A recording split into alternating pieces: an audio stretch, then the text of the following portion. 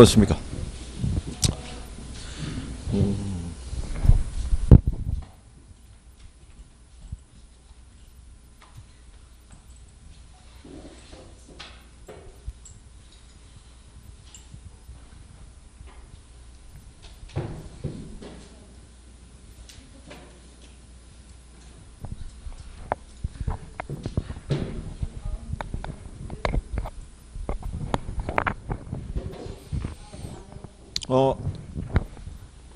한 이틀 전에 그 합격자 발표한 거 아시죠?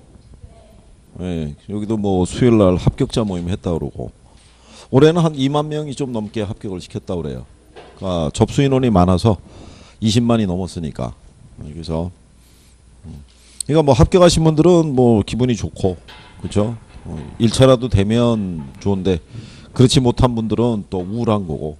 그러니까 내년에 아마 이맘때 11월 하순 되면 여러분들이 10월 27일 날 시험이니까 아마 11월 28일 날 정도에 합격자 발표가 될 거예요.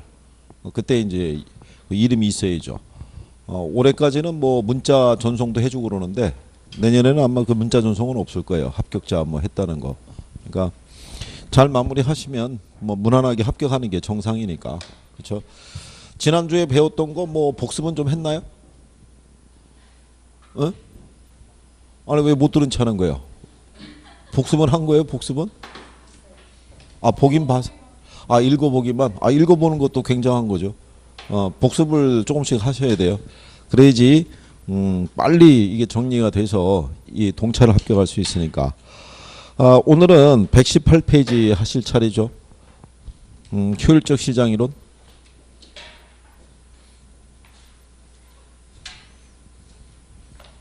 지난번에 시장 기능까지 했었잖아요. 그죠? 부동산 시장의 기능.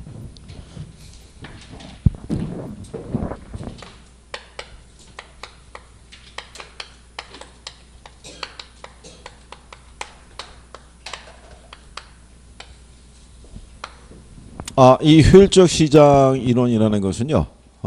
왜 여러분들이 배우시냐면 우리가 지난번에 주식시장의 주가라든가 부동산 시장에 이 부동산 가격이 있으면 얘네는 전부 다 여기서 결정이 된다고 그랬어요. 수요와 공급에 의해서.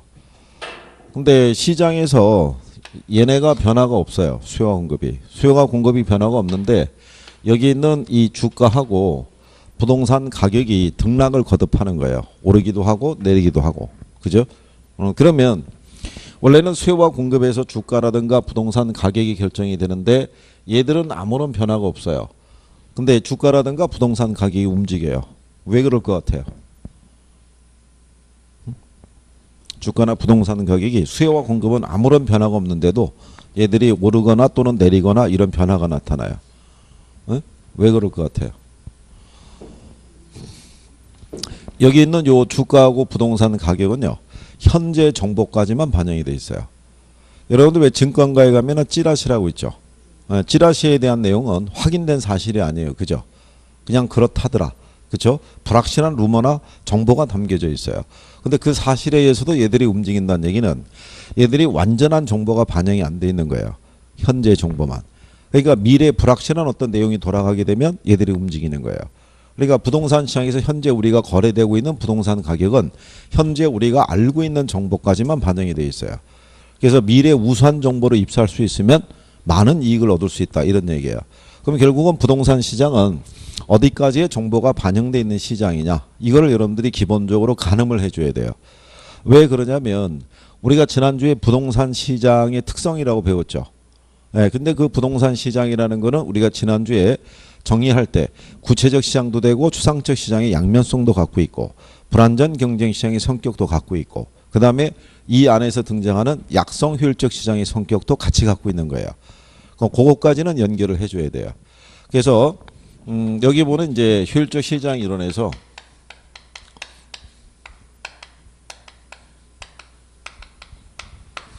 시장의 효율성이라고 이렇게 되어 있을 거예요. 그래서 효율적 시장이란 정보가 주식시장의 주가에 어떻게 영향을 미치는가를 설명하려는 가설의 형태로 출발했는데 지금은 검증을 거쳐서 이론으로 생각하시면 돼요. 그죠? 그래서 효율적 시장 이론에서 시장의 효율성은 부동산 시장이 새로운 정보를 얼마나 지체 없이 가치에 반영하는가 이걸 얘기하고요. 그리고 정보가 지체 없이 가치에 반영되는 시장을 무슨 시장? 효율적 시장이라고 그래요. 그죠?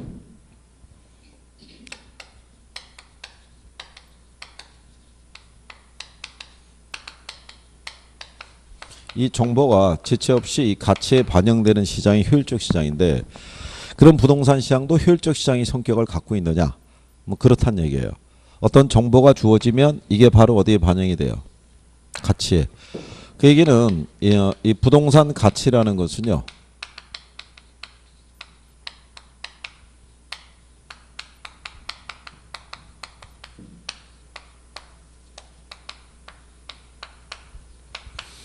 장래 기대되는 편익의 현재 가치라고 얘기를 해요. 부동산은 수명이 긴재하기 때문에 장래 기대되는 편익의 바탕을 두고 가치가 결정이 될 때 부동산이라는 것은요. 가령 예를 들어서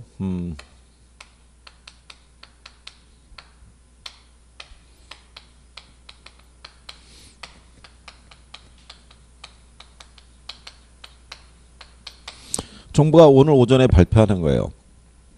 충남 연기군 일대를 나중에 행정도시인 뭐로 개발하겠다고 세종시로. 그러면 발표하는 시점에 이 지역이 바로 도시로 바뀌는 건 아니겠죠. 그렇잖아요. 얘가 도시화 되려고 그러면 최소한 못해도 2022년은 돼야 되는 거예요. 그러면 지금 현재 이 연기군을 있을 때 농지 상태의 가치와 그죠? 나중에 도시로 됐을 때 가치를 보면은 얘가 가치가 훨씬 크죠. 그러면 이 가치의 변화라는 게 이 시점이 아니라 이 시점이 됐을 때 가치의 변화가 발생하는 게 아니라 정보가 이 정보를 갖다가 지금 발표하는 시점에 미래 이익의 일부가 현재 가치에 바로 어떻게 돼요? 반영을 해주는 거예요. 그래서 부동산 시장도 효율적 시장이라고 얘기하는데 단 발표된 것만 반영이 되는 거예요. 발표되지 않는 사항은 반영이 된다 안 된다? 안 된다라고 얘기를 하는 거예요. 그래서 부동산 시장도 나름대로의 효율성을 가지고 있다라고 얘기를 해주는 거예요. 그러면 그 밑에 가면 효율적 시장의 유형이라고 있어요. 그럼 약성 효율적 시장이라는 것도 있고요. 중강성 효율적 시장이라는 것도 있고 강성 효율적 시장. 그래서 종류가 세 가지인데 구분 기준은 정보 반영 정도에 따라 틀려지는 거예요. 그러니까 여기 있는 약성 효율적 시장이라는 것은요. 시장 가치가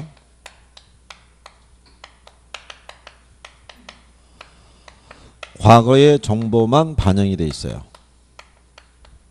과거의 정보. 그래서 요 시장 참여자라고 얘기하는데요.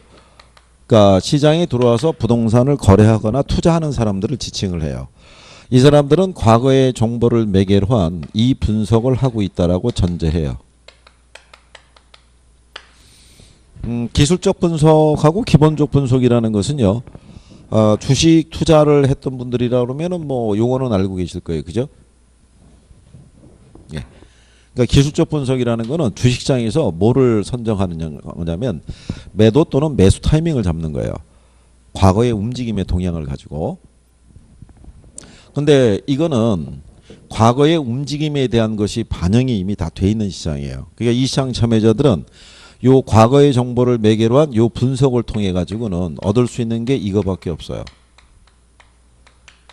무슨 이윤만? 정상 이윤만. 그러니까 가령 예를 들어서 뭐 이런 거 개념이에요.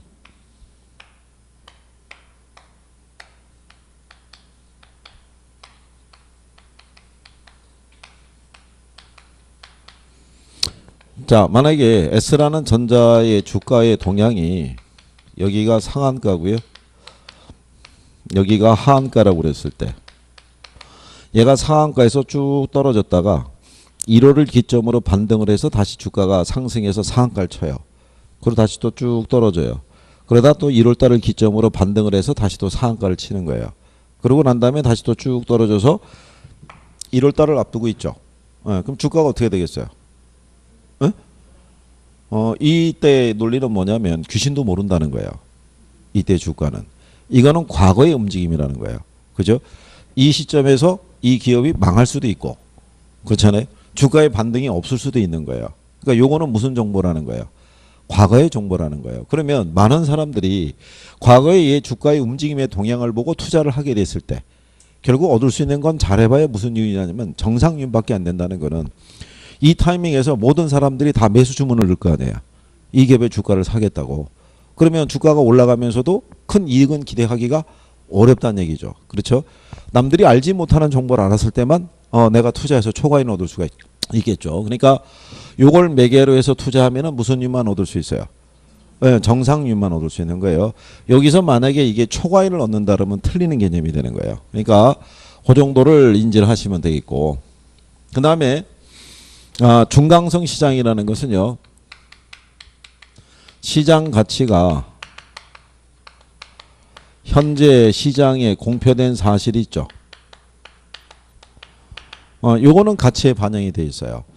그러니까 만약에 삼성전자 한 주의 가격이 한 200만 원이다 그러면 그 200만 원 안에는 삼성전자의 성장성과 안정성과 수익성에 관한 모든 정보가 다 반영이 되는 거예요. 우리가 알고 있는. 그래서 현재 공표된 사실을 매개로 여기 있는 이제 시장 참여자들이 하는 분석이 무슨 분석이냐면 그게 기본적 분석이에요. 그러면 기본적 분석은 뭐를 하는 거냐면 주식시장에서는 이게 투자 종목을 선택하는 거예요. 투자 종목을. 그러니까 상대적으로 기업 가치가 저평가된 기업도 있겠죠. 그렇잖아요. 네, 그러니까 그런 주식을 선택을 해서 투자해서 장기적으로 이득을 노리는 거예요. 그러니까 현재 알려진 것보다는 상대적으로 저평가된 주식의 주가를 이제 우리가 찾아야 되니까 이때 많은 분석을 필요로 하지만 요거까지는 이미 누구나 다 알고 있는 사실이기 때문에 역시 요 분석을 통해서는 투자자는 무슨 이익만 얻을 수 있다. 정상 이익만 얻을 수 있어요. 그러면 여기 있는 강성시장이라는 건요, 시장 가치가 모든 정보가 다 반영이 되어 있어요. 그러니까 모든 정보라는 건요, 시장에 알려진 것이든 또는 알려지지 않은 것이든 간에 모든 정보가 다 반영이 되어 있고 이 시장에서는 투자자가 투자하면은 무슨 이익만 얻을 수 있냐면 정상이익만 얻을 수 있는 시장이에요. 모든 정보가. 그리고 왜 여기서 정보라는 개념을 얘기를 하냐면요. 여기 지금 여기까지 이렇게 잘라보게 되면 지금 세 개의 시장이 다 무슨 이익만 얻고 있는 거예요. 네, 그런데 위에 거 두 개들은 뭐가 매개가 되면 정보. 얘는 현재 또는 미래. 얘는 미래 정보가 플러스가 되면 얘네들은 무슨 이익을 얻을 수 있다. 초과이익을 얻을 수 있어요.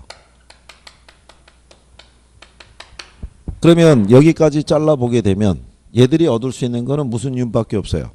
정상이익밖에 없는데 얘네들이 뭐가 매개가 되면 정보가 매개가 되면 둘은 초과이익을 얻을 수 있는 거예요. 그죠? 근데 결국은 얘네는 모든 정보가 다 반영돼 있잖아요. 그러니까 정보를 매개로 해서는 초과이익은 얻을 수가 없는 거예요. 그러니까 무슨 이익만 존재하는 시장이에요. 정상이익만 존재하는 시장이에요. 요걸 바꿔주는 거예요. 그렇죠? 네, 그것만 잘 알아두시면 돼요. 얘는 무슨 이익만 얻을 수밖에 없다. 정상이익. 근데 초과이익을 얻을 수 있다면 틀리겠죠. 얘들은 현재 요 분석을 매개로 해서는 정상이익. 요거를 가지고는 무슨 이익? 정상이익만 얻을 수 있어요. 만약에 요거를 매개로 해서 초과이익을 얻을 수 있다 그러면 이 시장은 약성 시장이라고 할 수 있어요, 없어요? 이걸 매개로 과거의 정보를 매개로 한 기술적 분석을 통해서 초과이익을 얻을 수 있으면 이 시장은 약성이라 할 수 있다 없다? 에? 없는 거예요. 시험에서 틀리게 해주는 게 그거예요. 무슨 말인지 아시겠나요? 과거의 정보를 매개로 투자했을 때는 오로지 무슨 이익만 정보를 매개로 하지 않고서는 정상이익밖에 얻을 수 없다는 거예요. 무슨 말인지 아시겠죠? 그럼 얘네도 마찬가지겠죠? 이거를 매개로 투자해서 초과이익은 얻을 수 있다 없다? 없다라는 거예요. 이거를 매개로 해서는 오로지 무슨 이익만 정상이익만 뭐가 매개가 돼야 정보가 매개가 돼야만 초과이익을 얻을 수 있다라고 생각하시면 돼요. 무슨 말인지 아시겠죠? 그리고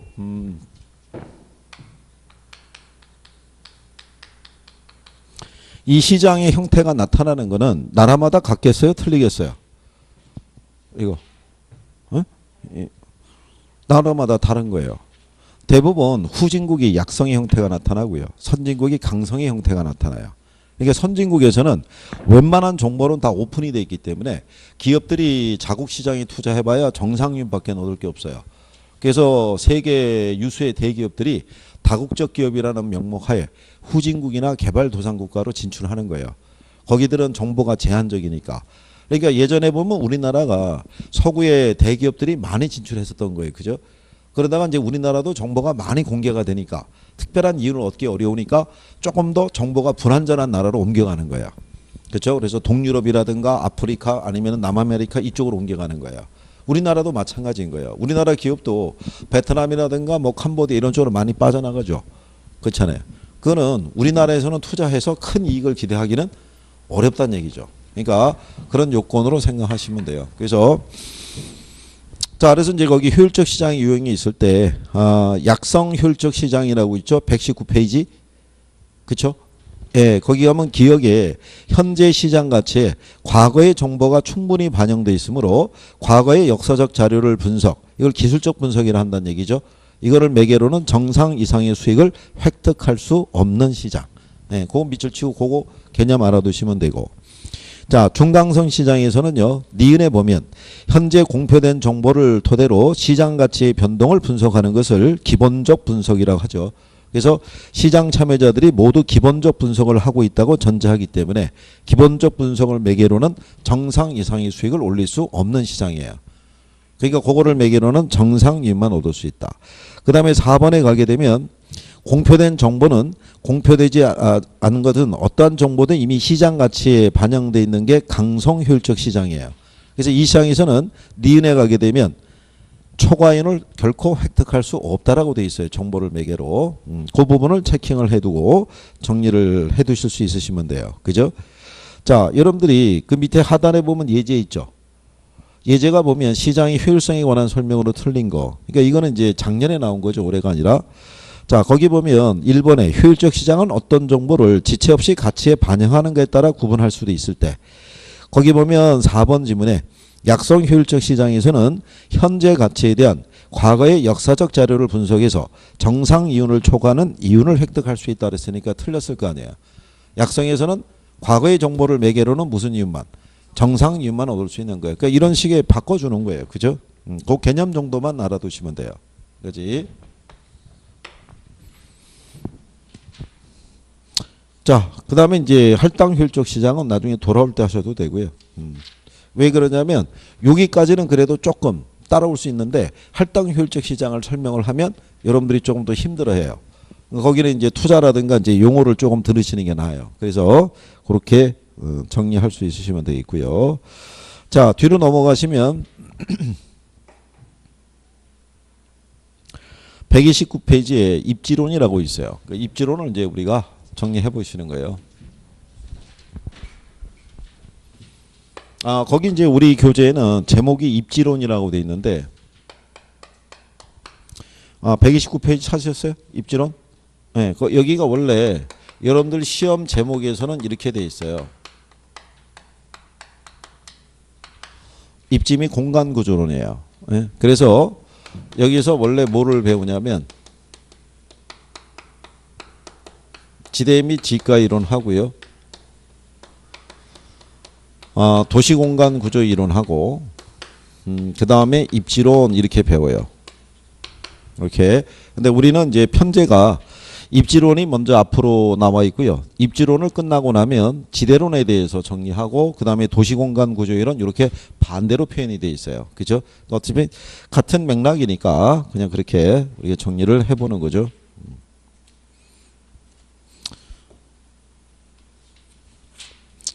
자, 그래서 이제 제일 먼저 나오는 게 입지론에 대한 부분이죠.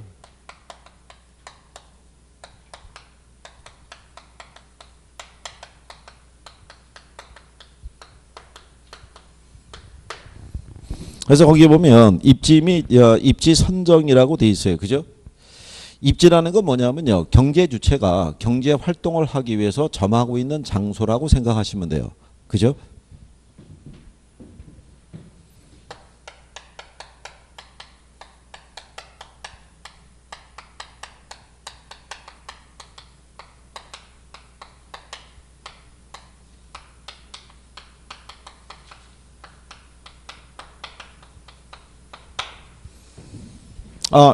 이제 경제 주체라는 거는요.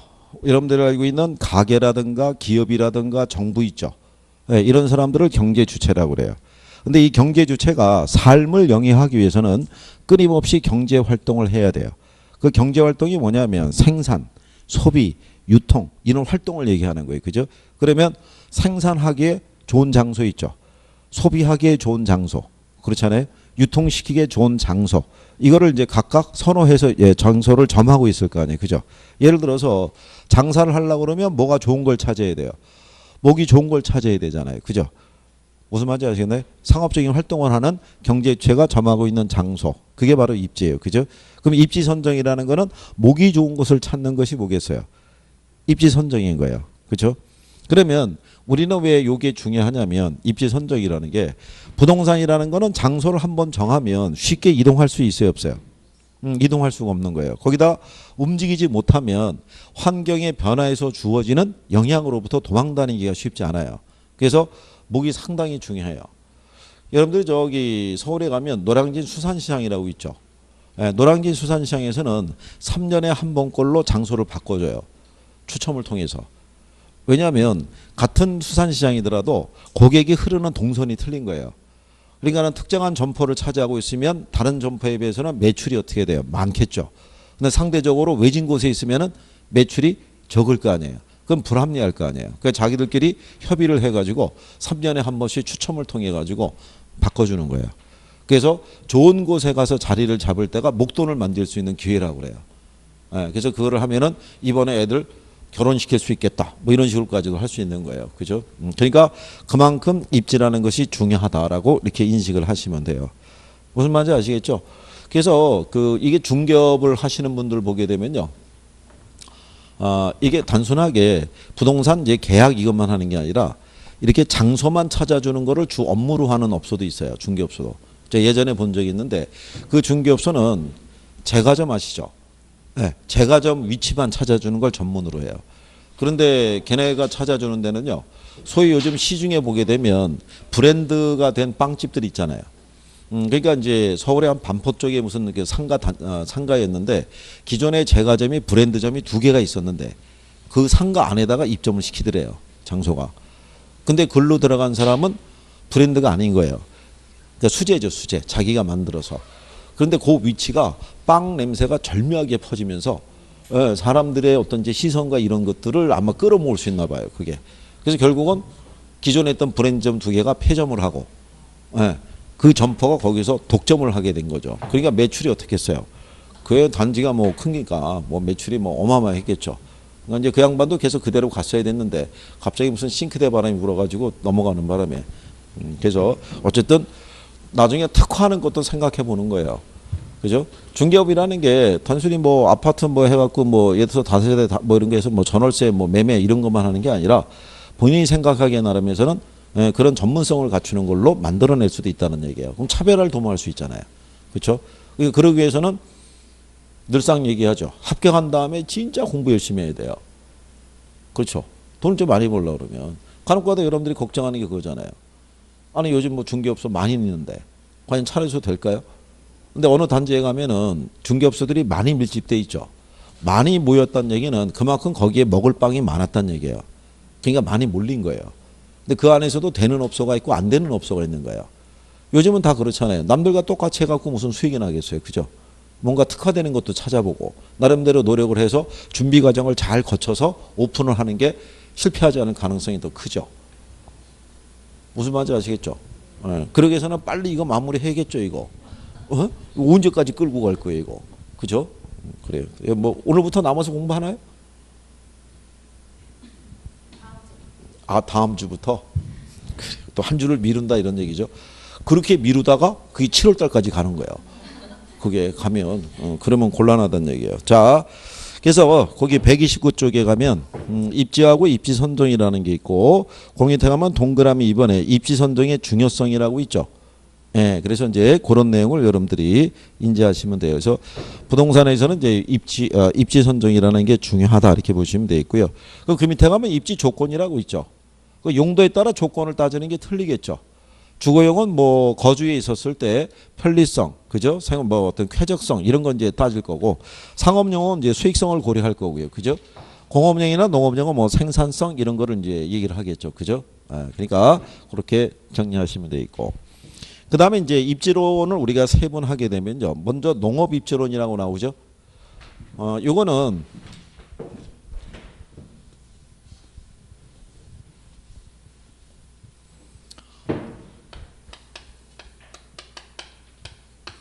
이 서양은요, 이 산업 입지론의 기초를 두고 있어요. 그래서 농업 입지론의 대표적인 게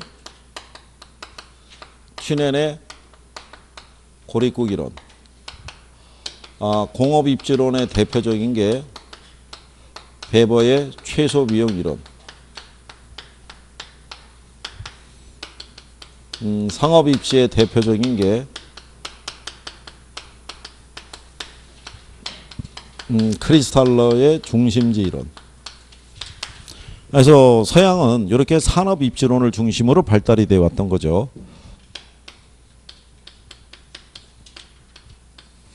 동양은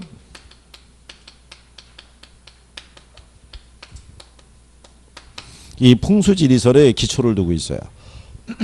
근데 여기 있는 요 풍수지리설이라는 게 농업이나 공업이나 상업이나 또는 주거나 모든 부분에 대한 걸 다 망라하고 있어요. 이게 실제로 보면은 얘도 뒤떨어지지 않는 아주 우수한 이론인 거예요. 근데 우리나라 사람들에게는 이 풍수지리라는 개념이 어떤 이런 입지에 대한 개념보다는, 그죠? 뭐 주거에 대한 위치를 정할 때 우리가 동서남북 방향을 따지고, 그러니까 약간 토속적인 성향이 강하다고 보고 얘를 약간 무시하는 경향이 있는데 절대 그렇진 않아요. 그래서 원래 얘들도 학개론 기본서에 실려 있었는데 시험에 안 나오니까 빠진 거예요. 이게. 그래서 지금은 주로 이쪽으로 이제 언급을 하는 거예요. 근데 요 중에서는 내년 시험을 할 때는 요거를 우리가 정리하는 것도 필요할 거예요. 튜넨의 고립국 이론을. 얘네는 다 출제했어요. 이론들에 대해서는 20회 이후로는 다 단독으로 냈어요. 근데 20회 이전에 원래 나왔던 애가 얘예요.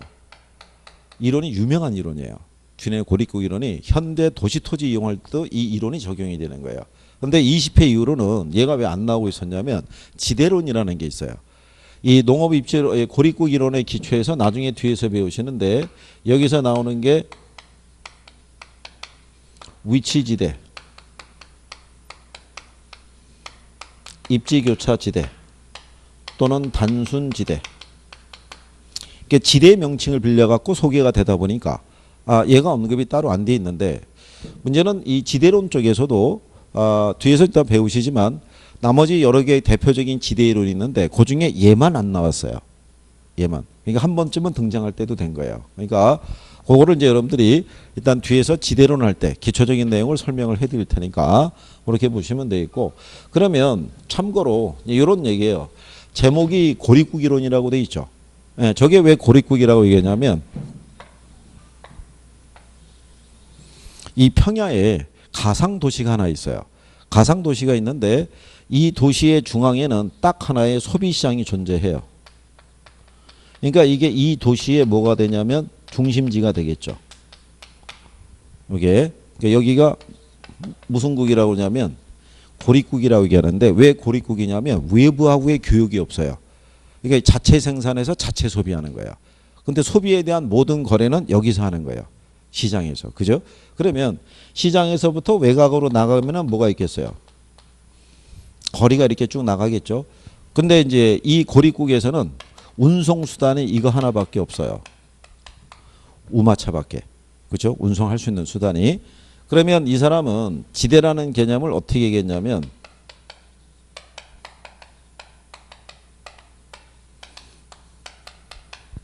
생산물 가격에서 생산비 빼고 그 다음에 수송비를 뺀 것이 바로 뭐가 된다? 지대다, 이렇게 얘기한 거야. 그럼 이제 우리가 지대라는 개념이 나온 거죠. 근데 앞에서 우리가 지난주에 지대라는 부분의 용어를 설명했어요. 기억하나요? 어?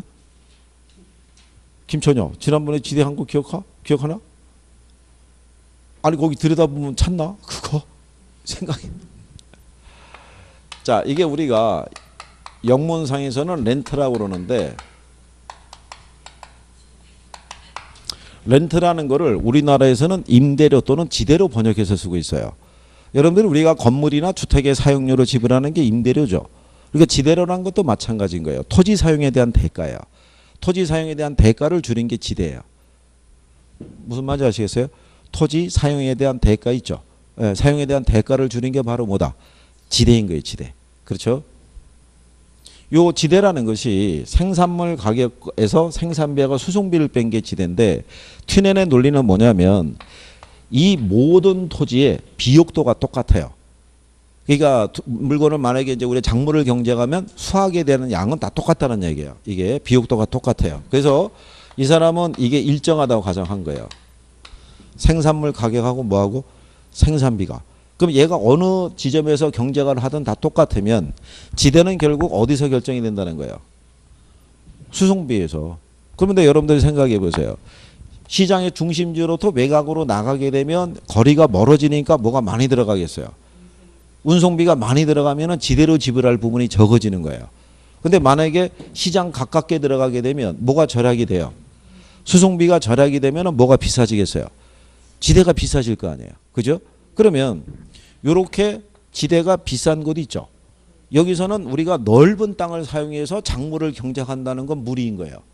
땅값이 비싸니까.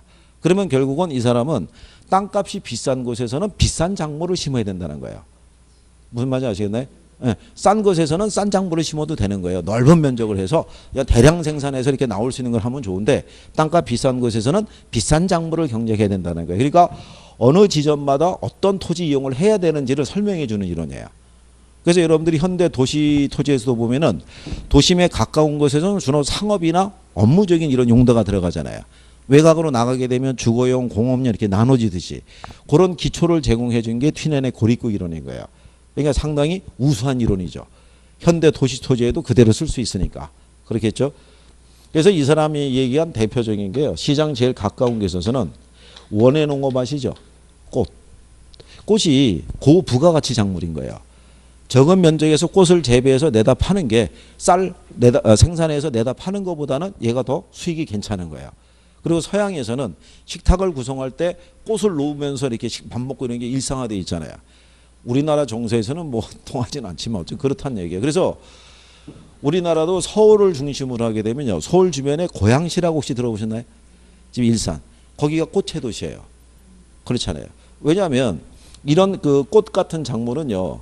이게 예를 들어서 얘를 재배하기 필요한 농기구라든가 재료라든가 이걸 시장으로부터 쉽게 공급받을 수 있어야 되고 사람이 쉽게 건사할 수 있어야 될 거 아니에요. 그러니까 시장에서 가장 가까운 곳에 입지를 시켜야 되는 거예요. 이런 식으로 작물에 대한 경작 범위를 이렇게 유도한 사람이 튜넨이에요. 그래서 작물마다 지대 지불에 대한 그 곡선이 다 틀리겠죠. 그런데 요걸 갖다 이렇게 연결하면 뭐가 나오겠어요? 링이 나오죠. 원이 돌리면. 그래서 이 이론이 나중에 뒤에 나오는 버제스의 동심원 이론에 영향을 줘요. 이게 동심원이잖아요. 돌리면. 네? 무슨 말인지 아시겠어요? 네, 그렇게 영향을 준다라고 일단 인식을 하시면 돼요. 자, 그래서 거기 튜넨의 농업입지론이라고 거기 있죠. 예? 예. 그래서 거기 보시면 자, 그 3번 지문에 이렇게 돼 있어요. 튜넨은 입지 요인을 중시해서 지가가 토지의 위치에 따라 달라진다는 현대적인 입지론의 기초를 제공했고 오늘날 도시 토지 이용의 분할을 분석하는데 기초적인 개념인 입찰지대 곡선의 기초를 마련했다. 이렇게 돼 있어요. 그거 이렇게 밑줄 하나 쳐주시면 되겠고 그래서 이제 거기 밑에 가면 내용이라고 이렇게 쭉 구성이 되어 있을 때 자, 어떤 농작물에 대한 매상고하고 생산비가 일정할 때 어떤 위치의 지대는 토지가 시장으로부터 떨어진 거리에 따른 수송비의 차이로 결정이 된다 이렇게 되어 있는 거죠. 그래서 이게 나중에 뒤에 가면은 위치지대 또는 입지교차지대라고 다시 설명이 돼요. 그게 그래서 거기 보면 위치지대하고 수송비는 서로 무슨 관계에 있다? 반비례 관계에 있어요. 그래서 수송비 절약분이 곧 뭐가 된다? 지대가 되는 거예요.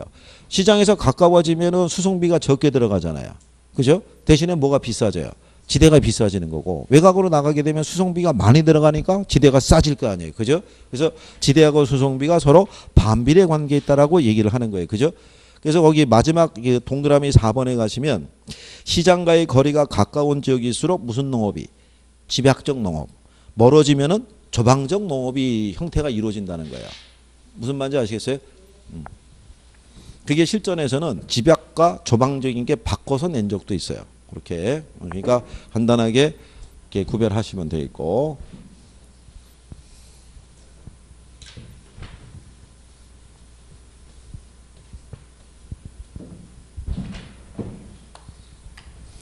자, 그 다음에 이제 공업 입지론으로 가는 거죠. 공업 입지론을 설명할 때 가장 대표적인 게 알프레드 베버의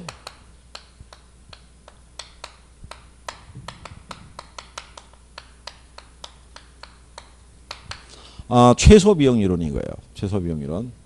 여기에 원리를 간단하게 설명해 드리면 공업 입지론에서 여러분들 교재에서 나온 거는 베버의 최소 비용 이론하고요.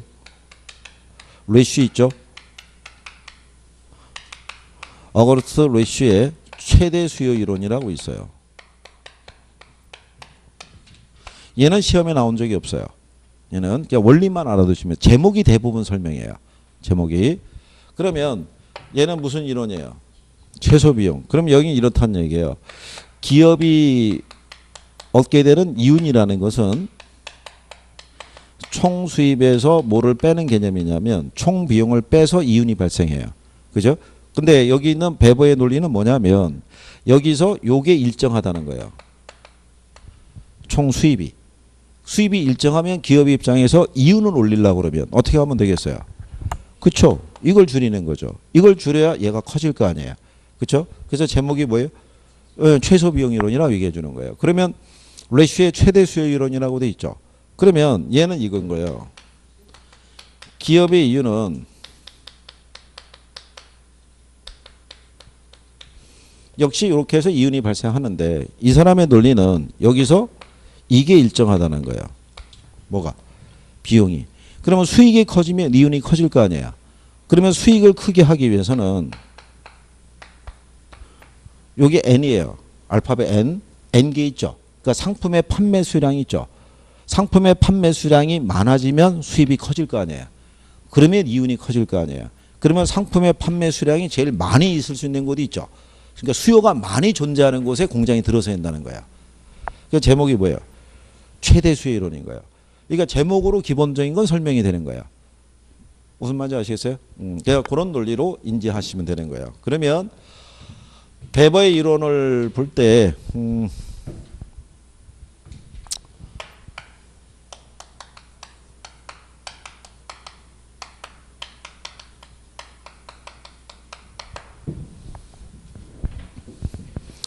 입지단이라는 게 있고요. 입지인자라는 게 있어요. 용어상에서 이제 배우신 거예요. 자, 거기 그 베버의 최소 비용 이론이 있죠. 의의를 보면 공업 입지로서 최적 입지는 다른 조건이 동일하다면 비용이 최소가 되는 지점이라는 이론인데 베버가 고려한 3대 비용인자가 수송비, 노동비, 직접 경제를 말하는데 그중에 수송비를 가장 중요한 인자로 봤다 이렇게 돼 있잖아요. 그 인자라는 표현이 나오죠. 네. 그다음 수송비를 가장 중요한 인자로 봤다는 밑줄 치는 거예요. 오는 자 입지단이라는 건 뭐냐면요.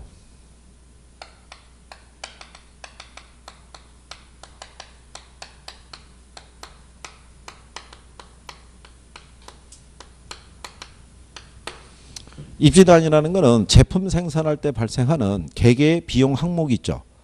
우리가 제품을 생산하려고 그러면은 뭐가 필요하겠어요?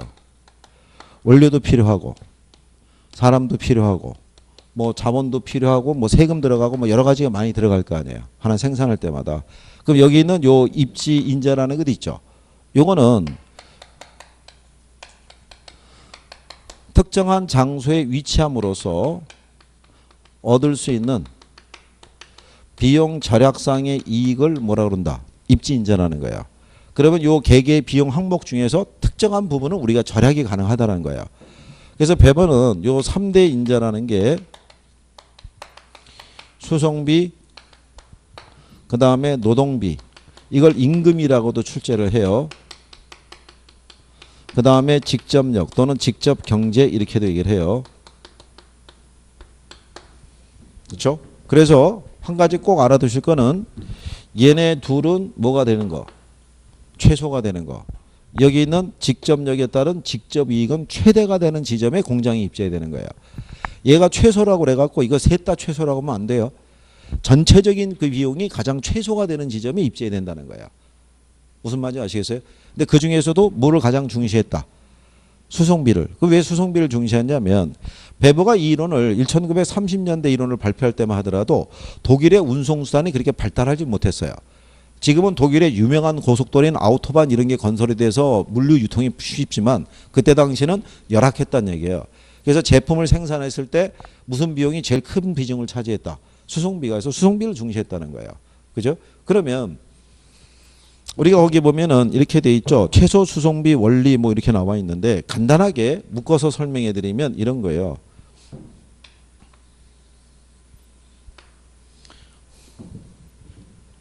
예전에 우리나라에 보면은 D로 시작되는 자동차 회사가 있었어요.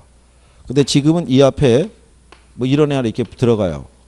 이렇게 했다가 얘네가 근래에 돼가지고 이제 뭐 쉐보레 이런 걸로 바뀐 거예요. 그래서 옛날에 이 회사에서 지금도 나오지만 경차를 생산했어요. 근데 이 기업의 생산 라인이 인천하고 남쪽에 창원에 있었어요. 생산 라인이.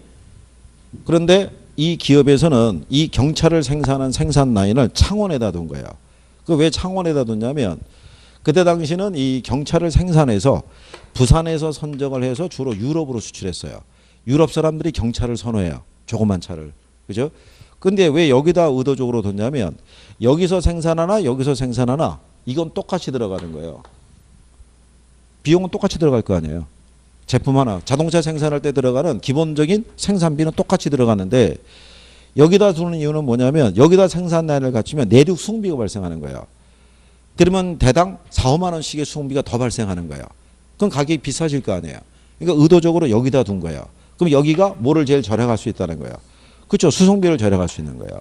그래서 셋 중에 먼저 뭐가 최소가 되는 지점, 수송비가 최소가 되는 지점 선택해서 공장 입지를 결정을 하고 그 다음에 두 번째로는 여기 대전이 있는데 이 사람의 논리는 뭐냐면 지역 간에 임금의 격차가 존재한다고 본 거예요. 그죠?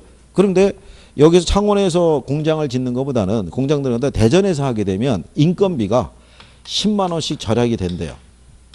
10만 원씩. 그러면 인건비의 절약을 찾아서 창원에 있던 공장이 대전으로 갈 수도 있겠죠. 근데 문제는 대전으로 가게 되면 대전에서 부산까지 내려가는 내륙 수송비가 추가로 발생할 거 아니에요. 그죠? 근데 만약에 일로 이전했는데 대전에서 부산까지 가는 추가되는 운송비가 10만 원이라고 그러면 굳이 이전할 필요가 있다 없다? 없다란 얘기죠. 추가되는 운송비가 절약하는 노동비보다 작다로 그러면 갈 수 있겠죠. 무슨 말인지 아시겠나요? 그래서 두 번째는 얘하고 얘하고를 비교해 보라는 거예요.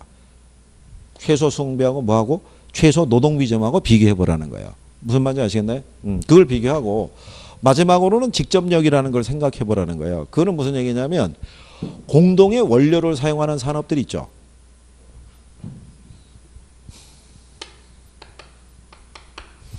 기름의 원료가 되는 원유 아시죠? 원유. 네. 그러면 이 원유를 배로 이렇게 수송해서 들어오잖아요. 근데 이 원유 상태에서는 이걸 원료로 쓸 수가 없어요. 그죠? 여러분들 아이는 왜 휘발유, 기름 뭐 이런 거 쓰는 거 있잖아요. 그거는 이 원유 상태에서는 못 쓰는 거예요. 그러니까 얘네를 뭐를 해야 되냐면 정제하는 시설이 필요해요. 정제 시설이. 그러고 난 다음에 얘네를 갖다가 원료로 뭐를 하는 거예요. 사용을 하고 난 다음에는 얘네를 처리하는 시설이 또 필요해요. 찌꺼기가 나오니까. 근데 이거를 만약에 우리나라의 H석유화학이라는 기업에서 얘네가 만약에 이쪽에 포항이나 이쪽 등지에다가 이 공장이 들어가 있어서 혼자서 이 시설과 이 시설을 설치해 가지고 제품을 생산할 때는 생산 단가가 너무 비싸지는 거예요. 그렇잖아요. 그러니까 이때 이 원유를 공통의 원료로 사용하는 정유산업이나 석유화학산업이나 아니면은 이 제철산업이나 이런 것들이 한 장소에 모여서 입자는 거예요. 모여서. 그래서 공동으로 비용을 대서 이 시설을 설치해서 제품을 생산하는 거예요. 그러면 생산비를 그만큼 절약할 수 있어요, 없어요? 있을 거 아니에요. 마지막에 그 이익이 나타나는 것까지 감안해서 전체적으로 비용이 가장 최소가 되는 지점에 공장이 입자라는 거예요. 그게 베버의 무슨 이론? 최소 비용 이론인 거예요. 무슨 말인지 아시겠어요? 그래서 이게 시험에서 한번 나온 적이 있어요. 이게 다 최소가 되는 지점에 입지해야 된다. 그럼 틀리겠죠. 그렇죠? 얘네들은 최소가 되겠으나 얘는 어떻게 해야 돼요? 직접의 이익이 큰 지점을 따져봐야 되는 거예요. 그래서 그렇게 한번 틀리게 해준 적이 있어요. 그래서 그런 내용으로 구별할 수 있으시면 되겠죠. 무슨 말인지는 아시겠어요? 네, 그 지금 우리가 기본적인 거 설명하는 거예요. 이 사람의 논리가 이렇다는 거를. 네? 지금 튀넨의 이론이 이제 저렇게 나온다는 거를 이제 기본적으로 얘기하는 거예요. 그래서 이게 어떻다는 걸 기본적인 틀을 알아야 우리가 세부적으로 또 정리를 해 들어간다고요. 그러니까 그런 내용 정도 구별할 수 있으시면 돼요. 일단 베버의 이론에서는 이제 그 정도 기억을 하시면 되고요. 그래서 이제 나중에 그 밑에 가게 되면 최소 수송비 원리라고 돼 있죠. 예, 여기서 나오는 최소 수송비 원리는 뭐냐면 공장에서 제품을 생산하게 되면 원료가 필요하죠. 예. 근데 일반적인 보편 원료를 사용하는 기업들, 공장들은 그냥 시장 입지하면 된다는 거예요. 거기 보면 보편 원료라고 돼 있죠. 보편 원료는 물이나 공기 같이 시장 어디에서나 똑같은 가격으로 쉽게 구할 수 있는 원료를 보편 원료라고 그래요. 그러면 물이나 공기는 어디든 다 구할 수 있으니까, 그죠? 어떻게 보면 운송비의 부담이 적은 시장에 가깝게 입지하는 게 유리하다는 얘기죠. 근데 편제 원료라는 것은 특정한 지역에만 매장되어 있는 원료예요. 그러면 어쩔 수 없이 옛날에 운송산이 발달하기 전에는 글로 가서 공장에 입지할 수밖에 없는 거예요. 그죠? 그래서 보편 원료를 주로 사용하는 사람은 시장 지향적인 입지가 되고, 편제 원료를 주로 사용하면은 원료 지향적인 산업이 될 텐데, 문제는 두 개를 같이 결합해서 썼을 때란 얘기예요.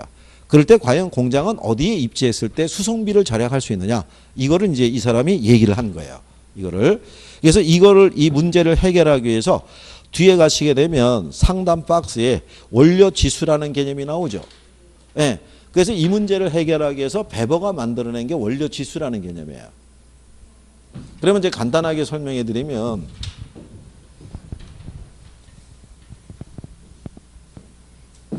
이 원료 지수라는 거는요,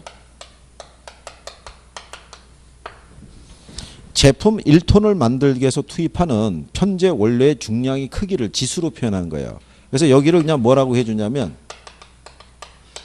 여기가 제품의 중량이고요, 이게 원료의 중량이에요. 이게 그러니까 얘를 몇 톤을 만들기 위해 1톤을 만들기에 투입되는 이 원료의 중량의 크기를 지수로 표현한 거예요. 이거를. 그러면 얘를 측정하면 1 나오고요. 1보다 클 수도 있고 1보다 작을 수도 있어요. 이게 얘가 1이라는 거는 이 중량과 이 중량의 크기가 같다는 얘기죠. 분모하고 분수의 크기가. 그죠? 그럼 얘가 1보다 크다는 얘기는 뭐겠어요? 어느 게 크다는 얘기예요? 분자가 크죠. 분자가 클 때 이 값이 1보다 크니까 몫이. 그죠? 그러면 이게 이런 얘기인 거예요. 얘가 1보다 크다는 얘기는 이 원료가 투입해서 뭐가 만들어지는 거예요? 제품이 만들어진다는 얘기는 중량이 어떻게 되겠어요? 줄어드는 거예요. 예를 들어서 이런 거예요.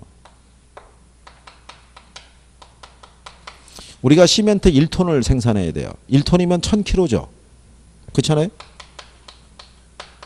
그럼 시멘트의 주 원료가 석회석이라고요. 그러면 석회석을 갖다가 1000kg를 투입을 하면 시멘트가 1000kg가 나올까요? 그렇게는 안 나오겠죠. 여자분들이 좋아하는 다이아몬드 아시죠? 다이아몬드는 원석을 가지고 세공을 해야지만 그 다이아몬드가 나오는 거예요. 그죠? 그러면 원석은 예를 들어서 다이아몬드보다 훨씬 부피나 무게가 크고 무겁죠. 근데 제조 및 가공 과정에서 불순물이 어떻게 돼요? 사라질 거 아니에요. 그럼 얘도 석회석인 장체 1000kg를 넣게 되면 시멘트 1000kg가 안 나오고, 그죠? 뭐 800kg, 900kg밖에 안 나올 거란 말이에요. 그럼 얘를 1000kg 만들기 위해서는 얘보다는 어떻게 돼요? 조금 더 집어넣어야 되죠. 그래서 불순물이 제거가 되면서 완제품으로 시멘트가 1000kg가 나올 거 아니에요. 무슨 말인지 아시겠나요? 그러면 제조 및 가공 과정에서 얘는 중량과 무게가 늘어난다, 줄어든다? 줄어들 거 아니에요. 1200kg를 투입해서 1000kg가 나오니까. 그러니까 이게 1보다 크다는 얘기는 1000분의 1200이니까 얘가 1.2가 될 거 아니에요. 1보다 크다는 얘기는 중량이 감소하는 산업이라는 거예요. 뭐가 줄어든다? 중량이 감소한다. 그러면 중량이 감소하는 산업은 어디에 입지하는 게 비용을 절약할 수 있다? 원료 산지에 입지했을 때. 그럼 여러분들이 이렇게 생각해 보세요. 시장이에요. 원료가 1200kg짜리 원료예요. 그죠? 그러면 요거를 그대로 시장으로 옮겨서 여기서 200kg를 빼서 그죠? 1000kg를 여기서 파는 경우하고 이때 운송비와 그 다음에 1200kg짜리를 얼마로 줄여서 1000kg로 줄여서 얘를 수송해 가지고 여기서 팔 때 하고 어느 게 수송비가 적게 들어가겠어요? 무게를 줄여서 보내는 게 수송비가 적게 들어갈 거 아니에요. 왜냐하면 베버가 얘기하는 수송비라는 것은요. 원료 및 제품의 무게 및 무게 곱하기 거리에서 결정이 된다는 거예요. 그러니까 무게가 크고 무거우면 그만큼 수송비의 부담이 어떻게 해야 돼요? 커지는 거예요. 그러니까 이걸 줄이는 게 낫다는 거예요. 그러니까 중량이 감소되는 사람은 어디로 가는 거예요? 원료 지향적인 거. 그래서 우리가 가번이라고도 얘기를 해요.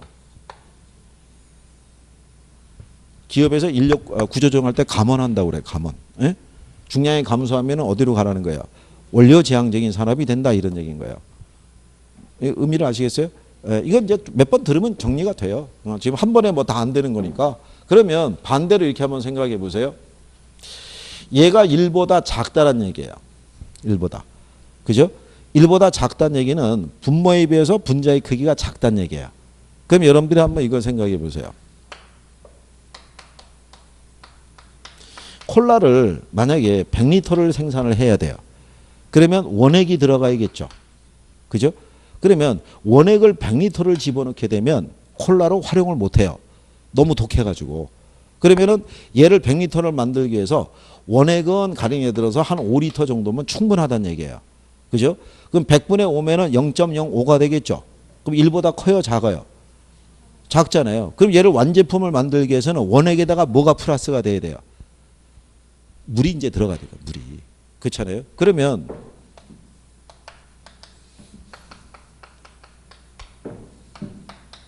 (5리터) 있죠. 원액. 네. 여기에다가 물을 95리터를 추가해서 100리터를 만든 다음에 이거를 시장으로 보낼 때 수송비와 5리터를 시장으로 끌고 와서 여기서 95리터를 추가시켰을 때 수송비와 어느 게 수송비가 싸게 맥히겠어요? 그죠? 이거 갖고 올 때가. 그죠? 그러니까 얘는 만들어진 완성품이 되는 과정에서 중량이 어떻게 되겠어요? 증가한다는 얘기죠. 증가하는 애들은 어디로 가라는 얘기예요? 시장으로. 그래서 우리가 증시라고 그래요. 주식이 거래되는 곳이니까 증시. 무슨 말인지 아시겠어요? 그래서 수송비를 절약할 수 있는 쪽으로 가서 공장이 입재된다라고 얘기해 주는 거예요. 그래서 이제 저거를 제가 이제 당부드리는 거는 저기서 우리가 감원이나 뭐 증시나 이런 거는요. 요 표현대로 나왔을 때만 쓸 수 있는 거예요. 이게 가장 대표적인 거는 원료 지수의 의미를 이해를 해야 돼요. 예, 그걸 이해하면은 어느 쪽으로 나오든지 간에 내가 쉽게 풀 수 있어요. 무슨 말인지 아시겠나요? 그러니까 그래서 여기서는 이제 그 내용 정도 인지해 주시면 되는 거예요. 그래서 나중에 어느 정도 이해가 되면요. 쟤네 안 해워도 돼요. 그냥 정리 익숙하면은 모의고사에서 가끔 나올 거예요. 그러니까 이제 그때 구별 정도 할 수 있으시면 돼요. 무슨 말인지 아시겠죠? 예, 그래서 그거를 중심으로 우리가 정리를 해본 거예요. 그래서 여러분들이 거기 132페이지 가시면 하단에 원료 제한 입지라고 돼 있죠. 예, 원료 제한 입지 보면은 A에 뭐라고 돼 있냐면 중량 감소 산업 이렇게 돼 있잖아요. 거기 보면 그리고 니은에 가게 되면 시장 제한 입지 있죠. 거기 가면은 중량 증가 산업이라고 돼 있잖아요. A에 찾으셨나요? 그걸 일단 기본적으로 하나씩 늘리면 돼요. 그래서 시장 제한 입지에 가면은 청량 음료 이런 게 나오는 거예요. 청량 음료가 콜라, 사이다 이런 애들이잖아요. 그죠? 그리고 이쪽에 원료 제한 입지에서 대표적으로 나오는 게 시멘트 공업 이런 게 나오는 거죠. 대표적인 애들을 갖고 설명을 해드린 거예요. 그러니까 그런 정도로 정리하시면 되죠. 그 다음에 이제 뒤로 넘어가시면 거기 중간에 양가로 이번에 레쉬의 최대 수요 이론이라고 있죠. 그죠? 네, 조금 아까 우리가 레쉬의 최대 수요 이론 얘기했잖아요. 네, 그래서 거기 보시면 그 사람은 세 번째 줄에 레쉬는 이윤 극대화를 꾀하기 위해서 공장의 입지는 시장 확대 가능성이 가장 풍부한 곳에 이루어져야 된다고 돼 있죠. 결론은 뭐가 제일 많은 곳에 입지하라는 얘기냐면 수요가 많은 쪽에 입지하라는 얘기예요. 나중에 그것도 추가로 하면 돼요. 지금은 이런 애들 이렇게 기본적인 것만 이렇게 알아둬서 훌륭해요. 1월달 되면 또 해야 하네. 다시 해요. 다시. 그래서 그때 또 물어봐요. 했던 거. 혹시 기억나는 거 싶어서. 기억은 안 나겠지만 그래도 선생님이 그냥 혹시 그렇게 하는 거죠. 한번. 자, 이제 잠깐 쉬었다가 크리스탈러의 중심 지론을 해보죠. 쉬었다 들어오세요.